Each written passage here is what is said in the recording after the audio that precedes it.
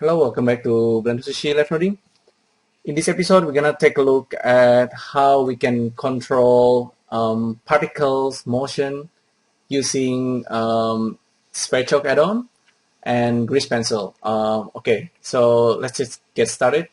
So basically, the idea is using curve guide force field for Blender particles. So the particles will follow the guides of curve completely. So earlier today I was looking at one tutorial by CG Cookie, and it says it's how to animate particles along a curve in Blender without curve guide. In this case, we just gonna use a curve guide actually, but I recommend you to look at this video tutorial beforehand, and you will understand what we are doing. So we have this cube, and I will emit some particles from this cube. So that's the default. It's gonna fall through the gravity. I will turn off the gravity in here, so the particle will just kind of emit from the normal of the cube. So that's fine. We're gonna switch to the top view, switch to orthographic, and in here I'm gonna delete the light and the lamp. I'm just gonna draw just a grease pencil.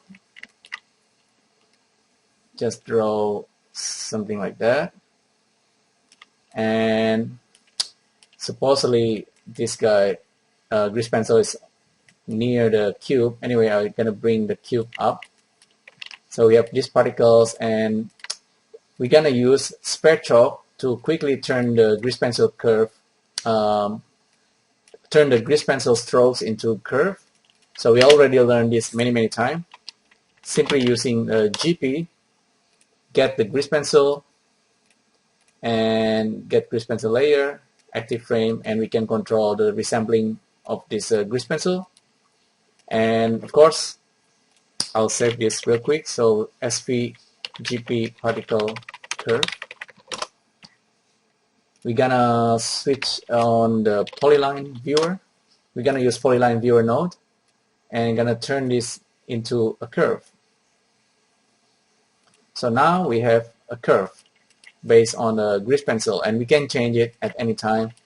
So this guy, there's something funky about Blender, but basically this is kind of a gotcha for me.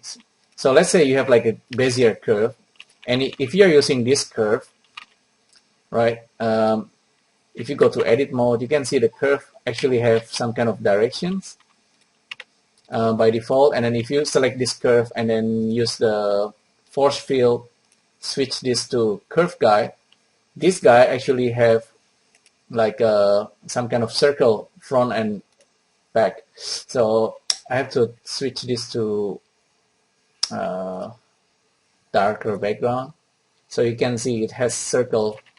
So that circle actually will control particles. Okay, particle will actually move along the path very nicely.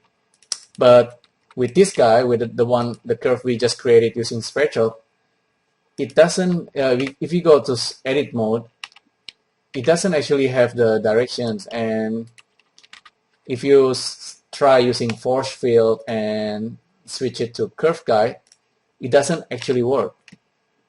It doesn't work. Why is that? Because with the curve itself, we need to turn on path animations. If we turn on path animation, you see that there's gonna be like two circles at the beginning, at the end of the curve. So that's actually what we want. Just this toggle, very important. Without that toggle is not gonna work. So now you can see the grease pencil is controlling the particles, and it's really nice actually, really nice effect. And we can do a lot here. You just play around with the curve guide. Maybe I think the speed of the particles being controlled by the lifetime, something like that. At the moment it looks really fast, but you can play around with curl, for example, things like that. I don't know, I think you need to just watch the CG Cookie video tutorial for that. But maximum distance we can control. I'll switch this back to 250. maybe I need to make the particles lifetimes a little bit longer. I'll make this like 500, lifetime 100, and make the number higher. So the particles should be following this curve. Oh, apparently I have two curves, that's why. Okay, so now we can go back to this guy. Have a bit of control here. Play around with this number. Minimum, maximum distance.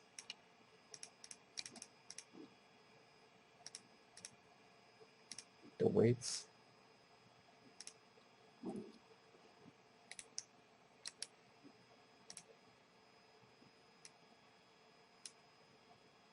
We add some Brownian.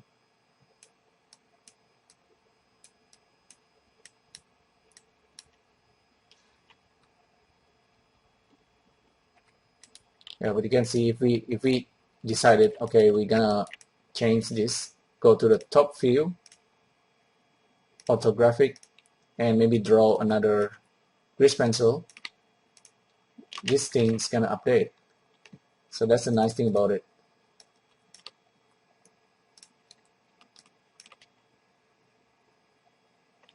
I have not tried with the two grease pencil strokes, but I think one works really well.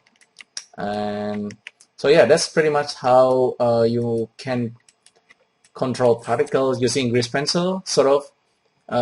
And you use Sverchok Add-On in between. Basically, it's turning grease pencil into curve on the fly, and by doing that, really, you can control the particles in any direction you like. So very simple, but very useful.